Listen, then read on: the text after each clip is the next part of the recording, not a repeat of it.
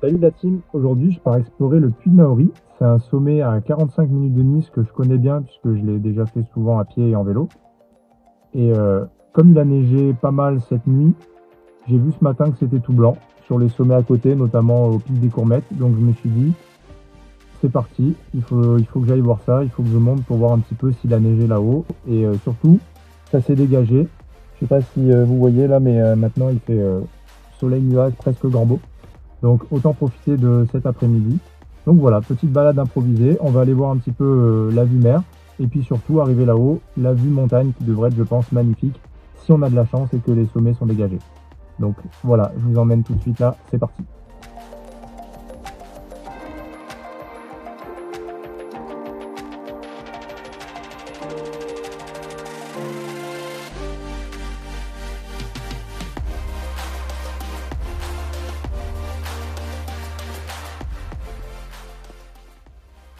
Voilà, je suis parti.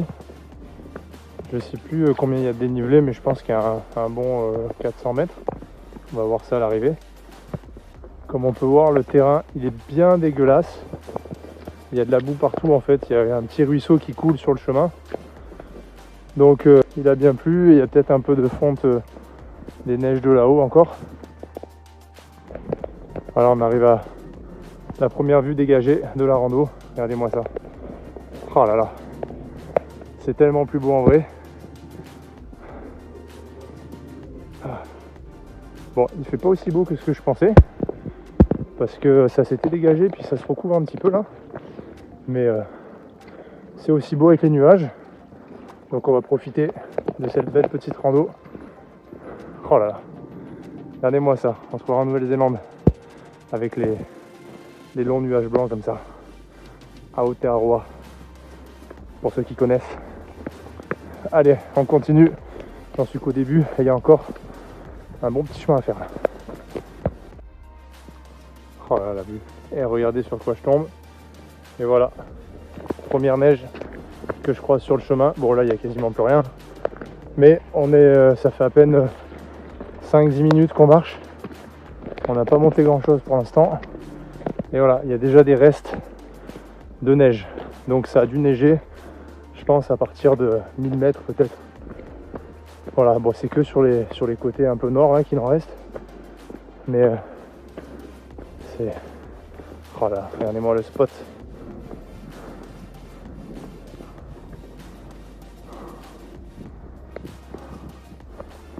Voilà. Puy de Naori, il est là. C'est là-bas qu'on va. Juste en face de la mer. Pour ceux qui connaissent, il y a l'aéroport. Juste là, donc c'est vraiment pas loin.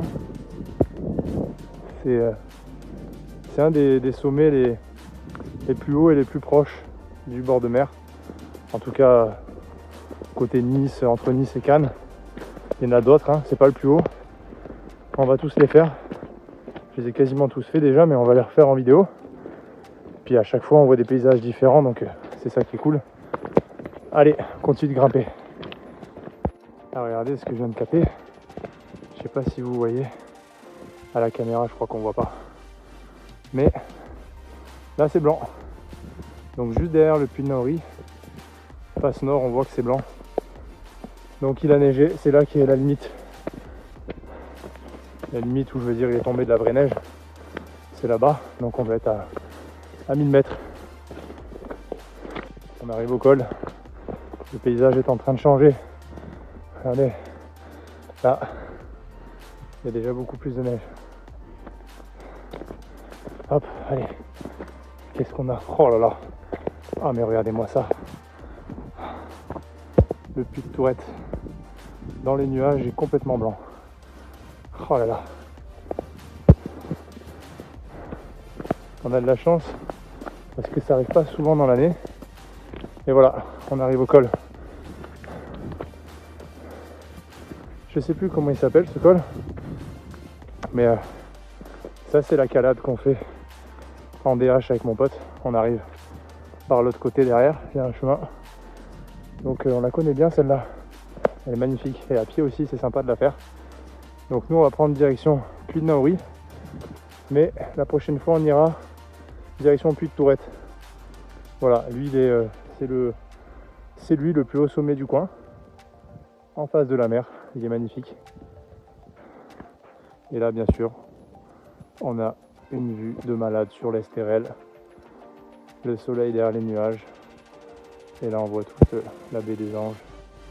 Bon, on n'a pas plein soleil, mais c'est pas plus mal, parce qu'honnêtement, il fait pas si chaud à la base, mais avec le dénive, ça chauffe vite, et là, on a de la chance de pouvoir monter à la fraîche. Allez, on continue.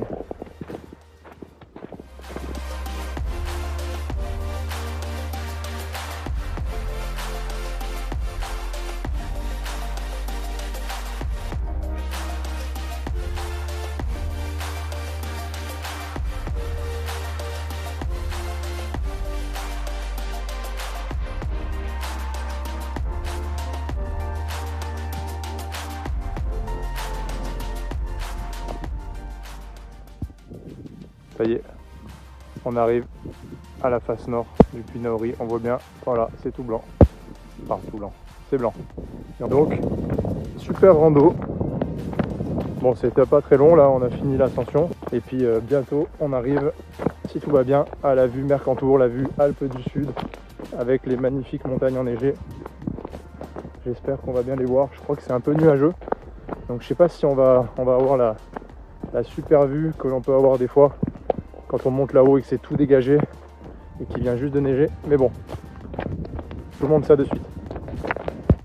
Bon, on est presque arrivé, on n'a pas encore la vue Mercantour, mais on a rejoint la vue Chéron. Alors là, il est encore un peu dans les nuages, mais regardez-moi ça.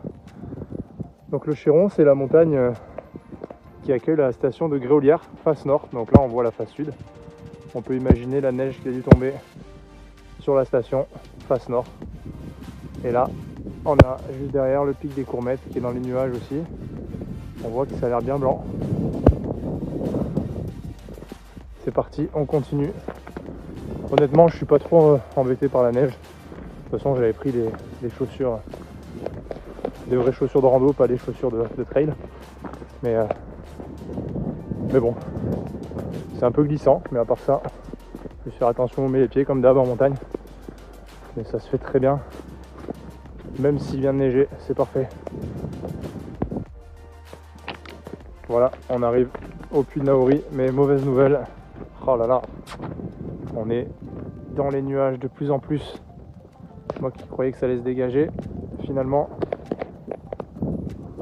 tout le Mercantour est dans les nuages là. Voilà. Le Chéron aussi, c'est pareil, il commence à disparaître. Tant pis, on verra pas les Alpes du Sud. On les verra la prochaine fois, ça fait partie du jeu. Je pensais honnêtement que ça allait se dégager plus que ça cet après-midi, parce que ce matin, je me suis pas motivé à monter. D'habitude, je monte plutôt le matin, mais j'ai vu que c'était nuageux. Je me suis dit, on va attendre l'après-midi, parce que si je veux pouvoir voir les montagnes derrière, il vaut mieux que ça se dégage un peu plus. Mais finalement, bah, ça part, ça vient depuis ce matin. On voit que les nuages ils bougent vite. Bon, après c'est magnifique, hein. Là on voit la mer bleue turquoise là-bas au fond avec les nuages gris. Il y a une ambiance vraiment spéciale avec la neige. C'est magique tout autant. Puis ça fait plaisir de voir un peu les sommets à côté de la maison qui sont enneigés. Voilà. Mais bon, on verra pas la vue montagne, mais on l'aura bientôt puisque contrairement à ici où la neige va vite fondre, là-haut ça devrait tenir un bon moment. Et en plus il ramasse de la neige encore dans la semaine. Donc ça va être vraiment, je pense que ça va être vraiment sympa de remonter pour voir cette fois la vue dégagée. Bon ben maintenant il n'y a plus qu'à redescendre. Et on va pas trop traîner parce que j'ai juste pris un pull. Non c'est pas vrai, j'ai pris une veste dans le sac, mais j'ai juste mis un pull pour monter parce que j'avais peur d'avoir chaud. Mais là il y a un petit vent froid. Je sais pas combien il fait, mais il doit faire pas loin de 0 là. Et j'ai entendu dire qu'il faisait moins 10 à Isola hier, je sais pas à quel moment. J'ai eu des nouvelles aussi de la station Lodiberg, la Moulière.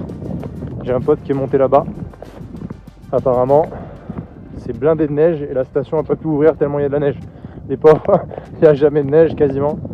Pour une fois qu'il y a une grosse livraison et qu'on est dimanche, ils peuvent pas ouvrir parce que ça a fini de tomber dans la nuit. Donc j'imagine qu'ils n'ont pas eu le temps de de préparer, de sécuriser le domaine et de damer les pistes. Donc du coup, je pense que la meilleure journée pour aller rider, ça va être demain. Demain et tous les autres jours de la semaine, s'il fait beau. Voilà. Allez, on redescend. On profite une dernière fois de la vue. Bon, l'avantage de cette rando, c'est qu'en vrai, la vue, si vous voulez profiter de la vue mer, bah, vous l'avez tout le long aussi bien à l'aller qu'au retour. Si on redescend par ce chemin-là, mais même si on redescend par l'autre côté, on l'a pendant un petit moment aussi. Il y a moyen de faire une boucle, il y a moyen de monter le puy Naori par au moins 3 sentiers différents. Mais là, on va juste faire l'aller-retour parce que bah, j'avais pas beaucoup de temps cet après-midi. En plus, il fait pas chaud. Il n'y a pas assez de soleil. Donc on va pas non plus trop traîner. Mais ça fait du bien de sortir et d'avoir pu faire ce petit sommet rapidement. Et bah, changer les idées tout simplement parce qu'on est là pour ça. J'ai dû croiser 3 personnes. Donc on est là pour se ressourcer, profiter des moments un peu de solitude, méditer, parce que marcher ça donne à réfléchir. Et j'ai craqué pour la veste là, il commence vraiment à faire froid. Il y a un petit vent qui s'est levé, on sent qu'on est au milieu de la neige là. Donc on va redescendre, on met la veste, les gants, et puis j'ai plus beaucoup de batterie. Pourtant j'avais 100%, mais je pense qu'avec le froid là, plus la vidéo, le téléphone il a pas aimé. Donc je crois qu'on va se laisser là. Je vais vous laisser avec des petits clichés que je vais reprendre sur la descente. Et puis je vous dis à la prochaine pour une nouvelle vidéo. Dites-moi si vous avez aimé ce format, parce que je prévois d'en faire d'autres. Faire des petites vidéos pour découvrir un peu les endroits de la région. Pas forcément que à Nice, mais aussi à l'étranger. Voilà, là c'est un premier essai, première vidéo, premier shot. On teste, on fait des réglages, puis on continue. Voilà, petit topo pour vous dire que j'arrive en bas, à la fin de la randonnée, donc je suis de retour à la voiture là, dans une minute. Je vais vous partager les stats du coup de la rando. On est à peu près 330 mètres de dénivelé positif, sur 4,5 km aller-retour. Et ça m'a pris 1h30 pile poil, en comptant que je marche assez rapidement, mais je me suis arrêté plusieurs fois pour prendre des vidéos, etc. Donc comptez entre 1h15 et 1h45 selon votre niveau. C'est une rando très sympa, facilement accessible. Et si vous voulez plus de détails, envoyez-moi un message privé, puis je vous partagerai tout ça. Allez, on se dit à la prochaine pour une exploration future dans les environs. Tchuss!